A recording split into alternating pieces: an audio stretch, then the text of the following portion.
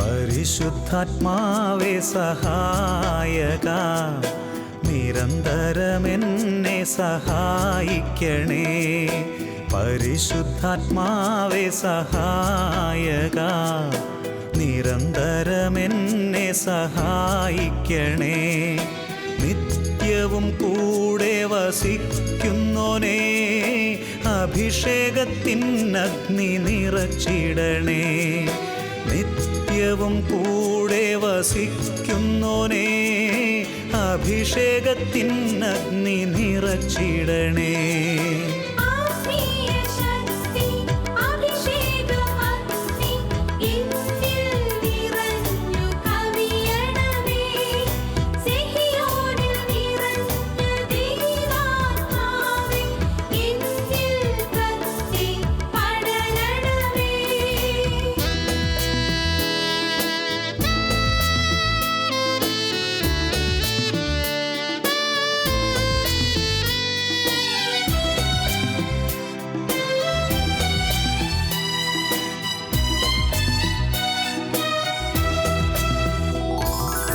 എന്നുള്ളിൽ നിറയുന്ന ദൈവിക ശക്തി ലൗകിക ശക്തിയെ തകർത്തിടുന്നു.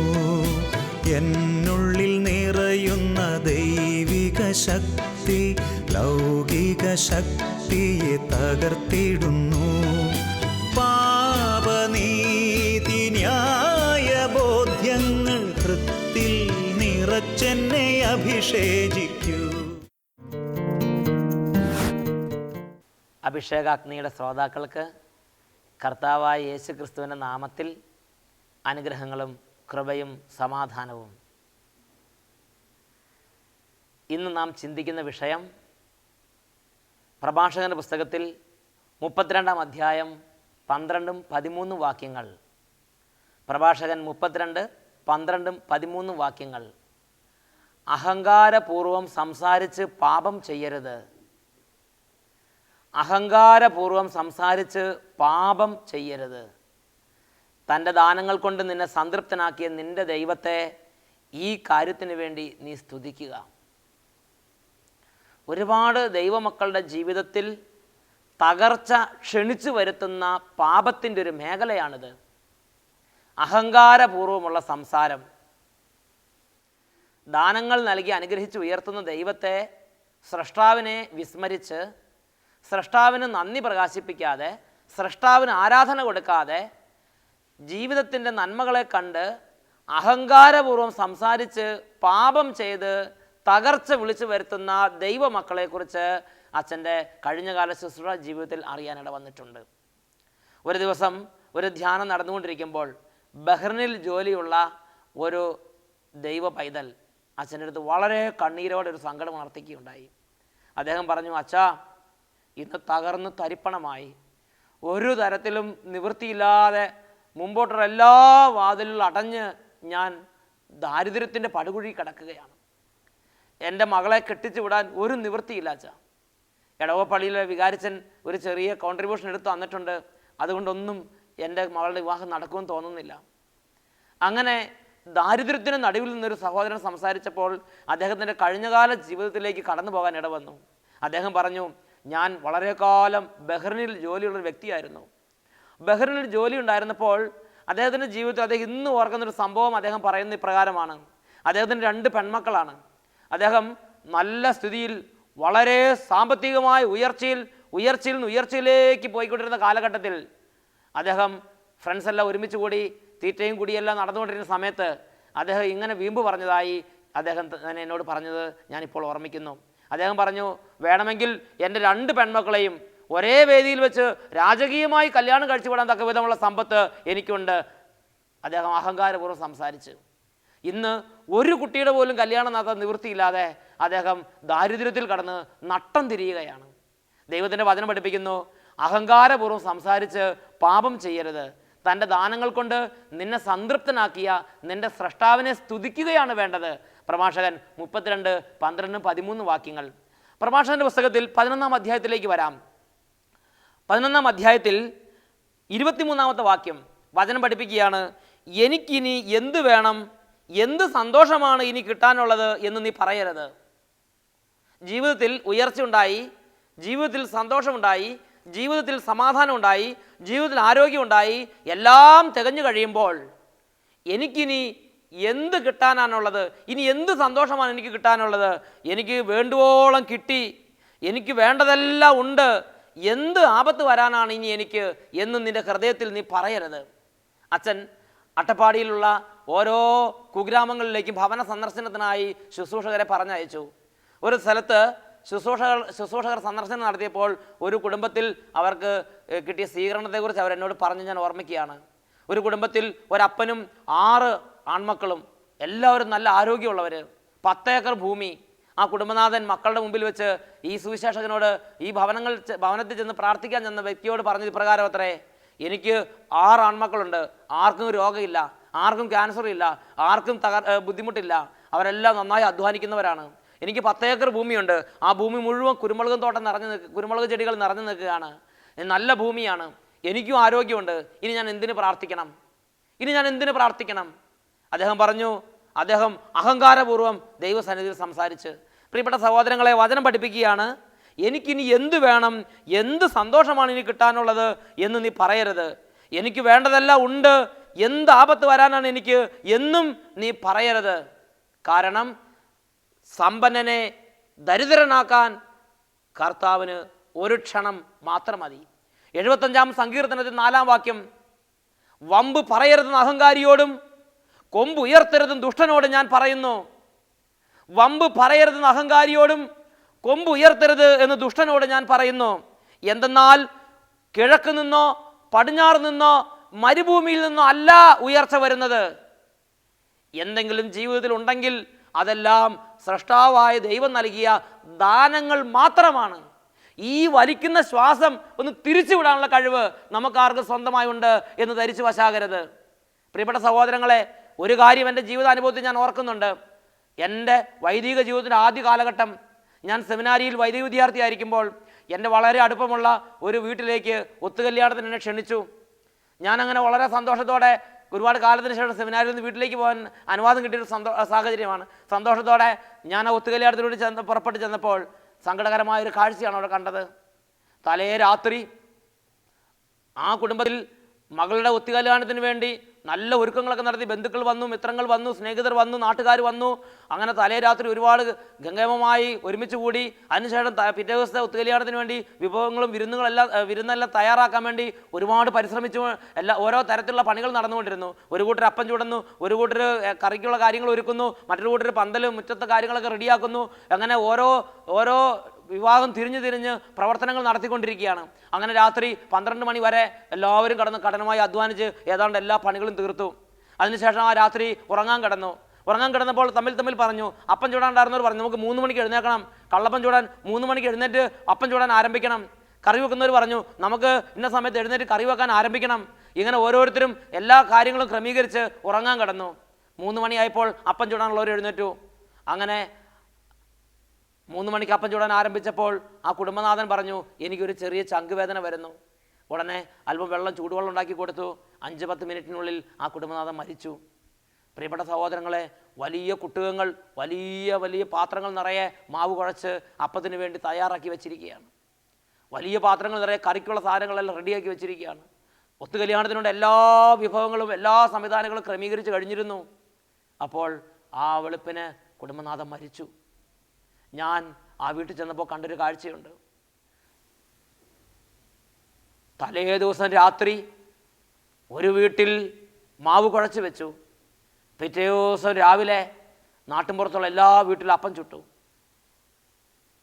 ആ മാവ്, അവിടെ കുഴച്ച് വെച്ച മാവ് ആദ്യം മറിച്ച് കളയണമെന്ന് പലരും ചിന്തിച്ചെങ്കിലും പിന്നെ പറഞ്ഞു, വേണ്ട, ഈ പ്രദേശത്തുള്ള പാവപ്പെട്ടവർക്ക് ആ മാവ് കൊടുത്തേക്കാം, അവർ അപ്പം ചുട്ടോട്ടെ. അങ്ങനെ ആ നാട്ടിൻപുറത്തുള്ള വീടുകളിലേക്ക് ആ മാവ് കൊടുത്തയച്ച് അവിടെ പിന്നെ അതൊന്നും ഉണ്ടാക്കിയില്ല. തലേ ദിവസം രാത്രി ഒരു വീട്ടിൽ മാവ് കുഴച്ച് വെച്ചു. പിറ്റേ ദിവസം രാവിലെ നാട്ടിലുള്ള എല്ലാ വീട്ടിലും അപ്പം ചുട്ടു. നോക്കുക, ഇന്ന് രാത്രി എൻ്റെ വീട്ടിൽ കുഴച്ച് വെച്ചിരിക്കുന്ന മാവ് കൊണ്ട് നാളെ രാവിലെ ആരാണ് അപ്പം ചുട്ട് തിന്നേണ്ടതെന്ന് തീരുമാനിക്കുന്നത് കർത്താവാണ്. ഇന്ന് രാത്രി ഇന്നെൻ്റെ വീട്ടിലെ പത്തായത്തിൽ കിടക്കുന്ന അരി കൊണ്ട് ആര് വൈകുന്നേരം കഞ്ഞി വെച്ച് കുടിക്കണമെന്ന് തീരുമാനിക്കുന്നത് കർത്താവാണ്. ഞാൻ വാങ്ങിച്ചു വയ്ക്കുന്ന സാരി നാളെ ആരുടുക്കണമെന്ന് തീരുമാനിക്കുന്നത് കർത്താവാണ്. വമ്പ് പറയരുതെന്ന് അഹങ്കാരിയോടും കൊമ്പ് ഉയർത്തരുതെന്ന് ദുഷ്ടനോട് ഞാൻ പറയുന്നു. എന്തെന്നാൽ കിഴക്ക് നിന്നോ പടിഞ്ഞാറ് നിന്നോ മരുഭൂമിയിൽ നിന്നല്ല ഉയർച്ച വരുന്നത്. ഉയർന്നവനെ താഴ്ത്തുന്നതും താഴ്ന്നതിനെ ഉയർത്തുന്നതുമായ വിധി നടപ്പാക്കുന്നത് ദൈവമത്രേ. 75-ാം സങ്കീർത്തനത്തിൽ 6ഉം 7ഉം വാക്യങ്ങൾ. പ്രിയപ്പെട്ട സഹോദരങ്ങളെ, ദൈവത്തിൻ്റെ സന്നിധിയിൽ അഹങ്കാരപൂർവ്വം സംസാരിച്ച് പാപം ചെയ്യരുത് എന്ന് വിശുദ്ധ ലിഖിതങ്ങളിലൂടെ ദൈവമക്കളോട് ആവശ്യപ്പെടുകയാണ്. ജെറമ്യാ പ്രവാചന പുസ്തകത്തിലേക്ക് വരാം. ജെറമ്യാ പ്രവാചന പുസ്തകത്തിൽ 9-ാമത്തെ അധ്യായം 13ഉം 14ഉം വാക്യങ്ങൾ. ജെറമ്യാ 9-ാം അധ്യായം വചനം പഠിപ്പിക്കുകയാണ്. കർത്താവ് അരുളി ചെയ്യുന്നു, ജ്ഞാനി തൻ്റെ ജ്ഞാനത്തിൽ അഹങ്കരിക്കാതിരിക്കട്ടെ, ബലവാൻ തൻ്റെ ബലത്തിൽ പ്രശംസിക്കാതിരിക്കട്ടെ, സമ്പന്നൻ തൻ്റെ സമ്പത്തിൽ വലിപ്പം ഭാവിക്കാതിരിക്കട്ടെ. പ്രശംസിക്കുന്നവൻ ഞാൻ ഭൂമിയിൽ കരുണയും ന്യായവും നീതിയും നടത്തുന്ന കർത്താവാണ് എന്ന അറിവിൽ പ്രശംസിക്കട്ടെ. ഇതിലാണ് ഞാൻ ആനന്ദം കൊള്ളുന്നത്, കർത്താവ് അരുളി ചെയ്യുന്നു. ജെറമ്യായുടെ പുസ്തകം 9-ാം അധ്യായം 23ഉം 24ഉം വാക്യങ്ങൾ. ജെറമ്യാ 9, 23, 24 വാക്യങ്ങൾ. പ്രിയപ്പെട്ട സഹോദരങ്ങളെ, എൻ്റെ കരങ്ങൾക്ക് ഈ ബലം കിട്ടിയിരിക്കുന്നത് എൻ്റെ ശക്തി കൊണ്ടാണ് എന്നാരും ധരിച്ചു വശാകരുത്. എനിക്ക് ഈ സമ്പത്തെല്ലാം ഉണ്ടായിരിക്കുന്നത് എൻ്റെ കഴിവ് കൊണ്ടാണ് എന്ന് ധരിച്ചു വശാകരുത്. ഈ കാലങ്ങളൊക്കെയും ശുശ്രൂഷ ചെയ്തപ്പോൾ അച്ഛൻ പ്രത്യേകം ശ്രദ്ധിച്ചൊരു കാര്യമുണ്ട്. സാമ്പത്തികമായി തകർന്നുകൊണ്ടിരിക്കുന്ന കുടുംബങ്ങളിൽ അച്ഛൻ ശ്രദ്ധിച്ചൊരു കാര്യമുണ്ട്. തകർച്ചയുടെ പിന്നിൽ ഏതെങ്കിലും ഒരു ദിവസത്തെ അഹങ്കാരം കിടക്കുന്നുണ്ട്. വേറൊരു വാക്കി പറഞ്ഞാൽ, ഒരു അഹങ്കാരത്തിന് തൊട്ട് പിന്നാലെ വലിയ തകർച്ച നിങ്ങളുടെ മേൽ ഒഴുകുന്നുണ്ട്. എല്ലാ അഹങ്കാരത്തിൻ്റെയും തൊട്ട് പിറകിൽ തകർച്ചയുണ്ട് എന്ന് അറിഞ്ഞുകൊള്ളുവീൻ. പ്രിയപ്പെട്ട സഹോദരങ്ങളെ, അതുകൊണ്ടാണ് നിയമാവർത്തന പുസ്തകത്തിൽ 8-ാം അധ്യായം 16ഉം 17ഉം വാക്യങ്ങളിൽ ദൈവത്തിൻ്റെ ആത്മാവ് ദൈവമക്കളെ പഠിപ്പിക്കുന്നത്, ഈ സമ്പത്തെല്ലാം നേടാൻ കഴിവ് നൽകിയത് എൻ്റെ കരങ്ങൾ കൊണ്ടാണ് ഈ സമ്പത്തെല്ലാം നേടിയതെന്ന് ഹൃദയത്തിൽ നീ പറയരുത്. എന്തെന്നാൽ സമ്പത്ത് നേടാൻ ഇന്നും നിനക്ക് കഴിവ് നൽകുന്നത് പിതാക്കന്മാരോട് ചെയ്ത ഉടമ്പടി അനുസരിച്ച് ദൈവമായ കർത്താവാണെന്ന് നിയമാവർത്തന പുസ്തകം 8-ാം അധ്യായം 16ഉം 17ഉം വാക്യങ്ങളിൽ ദൈവമക്കളെ പഠിപ്പിക്കുകയാണ്. എൻ്റെ കഴിവ് കൊണ്ടാണ്, എൻ്റെ കരങ്ങളുടെ ബലം കൊണ്ടാണ് ഈ സമ്പത്തെല്ലാം നേടിയത് എന്ന് നിൻ്റെ ഹൃദയത്തിൽ നീ പറയരുത്. എന്തെന്നാൽ പിതാക്കന്മാരോട് ചെയ്ത ഉടമ്പടി അനുസരിച്ച് ഇന്നും സമ്പത്ത് നേടാൻ കഴിവ് നൽകുന്നത് ദൈവമായ കർത്താവ് എത്രേ. ജീവിതത്തിൽ എന്തു തന്നെ ഉണ്ടെങ്കിലും അതിൻ്റെ എല്ലാം പിന്നിൽ ദൈവത്തിൻ്റെ കരുണയുണ്ട്, അതിൻ്റെ എല്ലാം പിന്നിൽ ദൈവത്തിൻ്റെ അനുഗ്രഹമുണ്ട്. പ്രിയപ്പെട്ട സഹോദരങ്ങളെ, ദൈവത്തിൻ്റെ ഈ കരുണ മറന്ന്, ദൈവത്തിൻ്റെ ഈ അനുഗ്രഹം മറന്ന്, ദൈവത്തിന് നന്ദി പറയുന്ന കാര്യം വിട്ട് അഹങ്കാരപൂർവ്വം സംസാരിച്ച് പാപം ചെയ്യരുത്. അത് തകർച്ചയിലേക്ക് നയിക്കുക തന്നെ ചെയ്യും. അത് തകർച്ചയിലേക്ക് വലിച്ചഴയ്ക്കും. ജീവിതത്തിൽ അഹങ്കാരപൂർവ്വം സംസാരിച്ച് പാപം ചെയ്യരുതെന്ന് പ്രഭാഷണ പുസ്തകത്തിൽ 32-ാം അധ്യായം 12ഉം 13ഉം വാക്യങ്ങളിലൂടെ ദൈവമക്കളെ പഠിപ്പിക്കുകയാണ്. ഒരു നിമിഷം നമുക്ക് പ്രാർത്ഥിക്കാം. ദൈവമേ, തിരിച്ചറിവില്ലാതെ വകതിരിവില്ലാതെ അവിടുന്ന് ദാനങ്ങൾ നൽകി ശക്തിപ്പെടുത്തിയതിനാൽ, അവിടുന്ന് കൃപകൾ നൽകി അനുഗ്രഹിച്ചതിനാൽ, അവിടുന്ന് സമ്പത്ത് നൽകി ഉയർത്തിയതിനാൽ ഞാൻ അങ്ങയെ മറന്ന് അഹങ്കാരപൂർവ്വം സംസാരിച്ചിട്ടുണ്ടെങ്കിൽ, സംസാരം വഴി പാപം ചെയ്തിട്ടുണ്ടെങ്കിൽ ഈ രാത്രി കരുണയോടെ ഇടപെടണമേ. ഹൃദയങ്ങളെ വിശുദ്ധീകരിക്കണമേ, അഹങ്കാരത്തിൽ നിന്ന് വിടുവിക്കണമേ, കെട്ടുകളിൽ നിന്ന് മോചിപ്പിക്കണമേ. നമുക്ക് പ്രാർത്ഥിക്കാം. കർത്താവിൻ്റെ ആത്മാവ് പ്രവഹിച്ച് അഹങ്കാരത്തിൻ്റെ കോട്ടകളെ തകർക്കട്ടെ. കർത്താവിൻ്റെ ആത്മാവ് പ്രവഹിച്ച് അഹന്തയുടെ കന്മതിലുകളെ തകർക്കട്ടെ. ദൈവത്തിൻ്റെ അനുഗ്രഹം ഒഴുകാൻ കഠിനമായ തടസ്സമാണ് അഹന്തയുടെ കന്മതിലുകൾ. നമുക്ക് കർത്താവിനോട് പ്രാർത്ഥിക്കാം. ഓ ദൈവമേ, ഇപ്പോൾ അങ്ങയുടെ സന്നിധിയിൽ പ്രാർത്ഥിക്കുന്ന പ്രിയദാസന്മാരുടെ മേലും ദാസിമാരുടെ മേലും ആത്മാവിനെ വർഷിക്കണമേ. അഹന്തയോടുള്ള സംസാരം, അഹങ്കാരപൂർവ്വമുള്ള സംസാരം, അഹങ്കാരപൂർവ്വം സംസാരിച്ച് പാപം ചെയ്യുന്ന പ്രകൃതങ്ങളെ ഈ രാത്രി കഴുകണമേ. എല്ലാ ഹൃദയങ്ങളിൽ നിന്നും, എല്ലാ അധരങ്ങളിൽ നിന്നും അഹങ്കാരപൂർവ്വം സംസാരിച്ച് പാപം ചെയ്യുന്നതിലേക്ക് നയിക്കുന്ന ദുരാത്മാക്കളെ അവിടുന്ന് ഇപ്പോൾ നിർവീര്യമാക്കണമേ. ജീവിതത്തിൻ്റെ അഹന്തയെ കഴുകി കളയണമേ, ജഡത്തിൻ്റെ അഹന്തയെ കഴുകി കളയണമേ. ഹൃദയങ്ങൾ വിശുദ്ധീകരിക്കുകയും ദൈവാനുഗ്രഹം പ്രാപിച്ച് കുടുംബങ്ങളിൽ സമാധാനം പുലരുകയും ചെയ്യട്ടെ. Hallelujah, hallelujah. യേശുവേ സ്തോത്രം, സ്തോത്രം. യേശുവേ നന്ദി, യേശുവേ ആരാധന.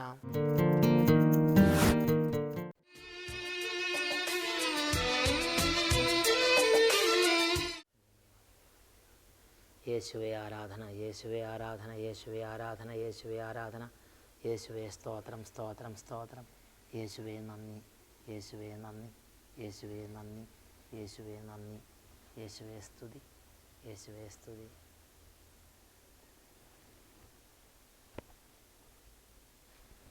യേശു കർത്താവിന് മുമ്പിൽ ഈ രാത്രിയിൽ നമുക്കൊന്നിച്ച് ആരാധിക്കാം. കർത്താവിനെ ആരാധിക്കുന്ന സമൂഹത്തിൽ, കർത്താവിനെ ആരാധിക്കുന്ന പ്രിയപ്പെട്ടവരിൽ കർത്താവ് തൻ്റെ ആത്മാവിനെ വർഷിക്കുന്നു. ദൈവത്തിൻ്റെ ആത്മാവാണ് നമ്മുടെ ജീവിതങ്ങളെ ദൈവത്തിൻ്റെ അനുഗ്രഹത്തിൻ്റെ വഴികളിൽ ഉറപ്പിച്ചു നിർത്തുന്നത്. തകർച്ചകളുടെ പാതകളിലൂടെ യാത്ര ചെയ്യുന്നവർ, ദുരിതങ്ങളിൽ തകർന്നുകൊണ്ടിരിക്കുന്നവർ, പ്രയാസങ്ങളിലിരിക്കുന്നവർ, ദുഃഖത്തിലിരിക്കുന്നവർ, പലതരത്തിലുള്ള അന്ധകാരത്തിൽ ആണ്ടുപോയവർ, പാപത്തിൻ്റെ കെട്ടുകളിൽ അകപ്പെട്ടു പോയവർ, പിശാചിൻ്റെ തടവറകളിൽ കുടുങ്ങിക്കിടക്കുന്നവർ, ഈ നിമിഷങ്ങളിൽ വിടുതൽ പ്രാപിക്കാൻ കർത്താവ് ഇടപെടുന്ന സമയമാണ്. കുടുംബങ്ങളിലുള്ള ഒരുപാട് കാലങ്ങളായുള്ള ആധിപത്യങ്ങൾ, ദുഷ്പ്രഭുത്വങ്ങൾ, അന്ധകാര ലോകത്തിൻ്റെ ഭരണങ്ങൾ, ഇതെല്ലാം കുടുംബങ്ങളിൽ നിന്ന് കർത്താവ് തകർക്കുന്ന സമയമാണ്. കുടുംബത്തിൻ്റെ എല്ലാ മണ്ഡലങ്ങളിൽ നിന്നും തകർച്ചയുടെ ശക്തികളെ നിർവീര്യമാക്കുന്ന സമയമാണ്. കുടുംബത്തിൽ അഹങ്കാരപൂർവ്വം സംസാരിക്കുന്നവരെ ഇപ്പോൾ കർത്താവിൻ്റെ അരൂപിയാൽ കഴുകാൻ കർത്താവ് ഇടപെടുകയാണ്. ഇതാ കർത്താവ് കുടുംബത്തിൽ നിന്ന് അഹങ്കാരത്തിൻ്റെ സ്വാധീനത്തെ കഴുകുന്നു. ഇതാ വ്യക്തികളിൽ നിന്ന് അഹങ്കാരത്തിൻ്റെ അരൂപികളെ കർത്താവ് തകർക്കുന്നു.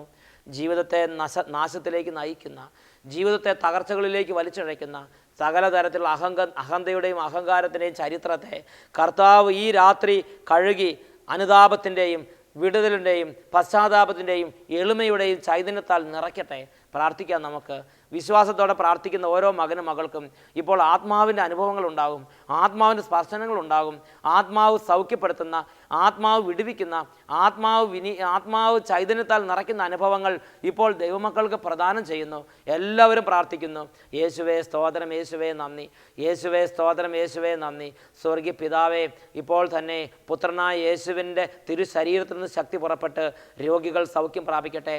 അഹങ്കാരത്തിൻ്റെ സംസാരം വഴി ജീവിതത്തിൽ തകർച്ചകൾ ഏറ്റുവാങ്ങുന്നവരെ ഇപ്പോൾ അവിടുത്തെ പുത്രനായ യേശുവിൻ്റെ തിരുരക്തം കൊണ്ട് കഴുകി ആത്മാവിനാൽ നിറച്ച് അഹങ്കാരത്തിൻ്റെ കോട്ടകളെ തകർക്കണമേ എന്ന് പ്രാർത്ഥിക്കുന്നു. അഹങ്കാരപൂർവ്വം സംസാരിച്ച് ജീവിതങ്ങളിൽ തകർച്ചകൾ അനുഭവിച്ചുകൊണ്ടിരിക്കുന്ന കുടുംബങ്ങളിൽ ഇപ്പോൾ തന്നെ പരിശുദ്ധാത്മാവിൻ്റെ പ്രവർത്തനങ്ങൾ ഉണ്ടാകട്ടെ. യേശുവിൻ്റെ രക്തത്താൽ ആ കുടുംബങ്ങളിൽ നിന്ന് തകർച്ചകൾ വിട്ടുപോവുകയും എളിമയും സ്നേഹവും വിധേയത്വവും കൂട്ടായ്മയും ആ കുടുംബത്തിൽ നിറയുകയും ചെയ്യട്ടെ. നഗളം, അഹന്ത, അഹങ്കാരം, ധാർഷ്ട്യം, ധിക്കാരം, എടുത്തുചാട്ടം, പിടിവാശി, മർക്കട മുഷ്ടി സ്വഭാവം, ഇങ്ങനെയുള്ള തിന്മകളുടെ മേൽ ഈ രാത്രി കർത്താവിന് ശക്തി പ്രവഹിക്കട്ടെ. കർത്താവിന് ശക്തി പ്രവഹിക്കട്ടെ. കർത്താവിന് ശക്തി പ്രവഹിക്കട്ടെ. കർത്താവിന് ശക്തി പ്രവഹിക്കട്ടെ. കർത്താവിന് ശക്തി പ്രവഹിക്കട്ടെ. കർത്താവിൻ്റെ ശക്തിയാൽ കുടുംബങ്ങൾ വിശുദ്ധീകരിക്കപ്പെടട്ടെ. കർത്താവിൻ്റെ ശക്തി അഹങ്കാരത്തിൻ്റെ അരൂപികളെ ഞങ്ങൾ തകർക്കുന്നു. കർത്താവിൻ്റെ ശക്തിയിൽ അഹങ്കാരത്തിൻ്റെ കോട്ടകളെ ഞങ്ങൾ തകർക്കുന്നു. അഹങ്കാരം പിടിമുറുക്കിയിരിക്കുന്ന ജീവിതങ്ങളിൽ നിന്ന് അഹങ്കാരത്തിൻ്റെ ദുർഭൂതങ്ങളെയും അഹങ്കാരത്തിൻ്റെ ദുർശക്തികളെയും അഹങ്കാരത്തിൻ്റെ ആധിപത്യങ്ങളെയും അഹങ്കാരത്തിൻ്റെ ഭരണത്തെയും ഇപ്പോൾ ദൈവത്തിൻ്റെ ശക്തിയാൽ, കർത്താവിൻ്റെ ശക്തിയാൽ വിടുവിക്കുന്നു, വിടുവിക്കുന്നു, വിടുവിക്കുന്നു. സൗഖ്യം പ്രാപിക്കട്ടെ. ഹല്ലേലൂയ, ഹല്ലേലൂയ, ഹല്ലേലൂയ, ഹല്ലേലൂയ, ഹല്ലേലൂയ, ഹല്ലേലൂയ. എല്ലാ ദൈവമക്കളും ഇപ്പോൾ സ്തുതിച്ച് പ്രാർത്ഥിച്ചുകൊണ്ടിരിക്കുന്നു. ദൈവകൃപ ഒഴുകട്ടെ, ദൈവകൃപ ഒഴുകട്ടെ. അത്ഭുത ശക്തി നിറയട്ടെ, അത്ഭുതാഭിഷേകം നിറയട്ടെ. ഹല്ലേലൂയ, ഹല്ലേലൂയ, ഹല്ലേലൂയ. കർത്താവേ, ഈ രാത്രി കൃപയുടെ രാത്രിയായി മാറട്ടെ. ഈ രാത്രി സൗഖ്യത്തിൻ്റെ രാത്രിയായി മാറട്ടെ. ഈ രാത്രി അവിടുന്ന് തൊട്ട് സൗഖ്യപ്പെടുന്ന രാത്രിയാകട്ടെ. Hallelujah, hallelujah. യേശുവേ ആരാധന, ആരാധന. യേശുവേ ആരാധന, ആരാധന. യേശുവേ ആരാധന, ആരാധന. യേശുവേ സ്തോത്രം, സ്തോത്രം. യേശുവേ നന്ദി, യേശുവേ ആരാധന. ഹല്ലേലൂയ.